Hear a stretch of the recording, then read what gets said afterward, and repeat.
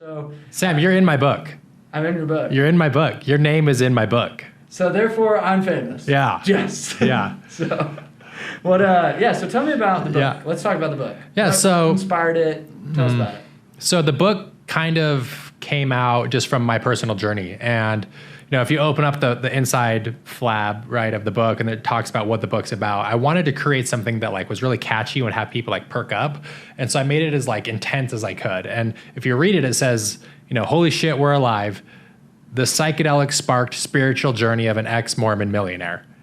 And people are like, well, it seems that's a lot of baggage, a lot to unpack there. But it kind of goes through my journey of my life of growing up, and in Utah and whatnot, and dealing with religion, shame and whatnot, and then transitioning. You know, a big part of the book is my door-to-door career, because that's a really important part of my life. And I think the piece that'll resonate the most with a lot of listeners, because I've done, you know, I've spoke at Door-to-Door Con, I've done your podcast before, I'm very much still involved in the industry, and I get a lot of DMs from people who are searching for that fulfillment, who are searching to fill that void. And the term I've coined it as is the success void.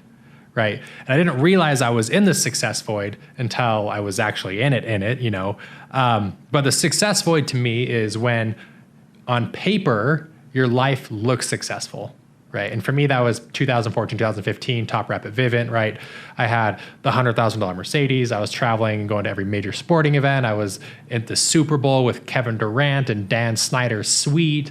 I was traveling to the All-Star games in Puerto Rico and Dominican Republic and across the world and flying first class. And I was going on dates with, you know, the runner-up to Miss USA, and like I was making lots of money and everything looked successful. But I had like that deep void. And I think anyone who works in the door-to-door industry enough, at one point, because the job is so difficult, you will question your existence as a human being, right? Yeah. How many times you've been out on the doors in the middle of summer in a small town, Texas, and you're like, what am I doing? Right? Yes. Right? Like, I literally am a door-to-door person. Yeah. Like, what is going on? And so that's what I call as a success void, because your life might look successful, right? But there's still that deep void. And so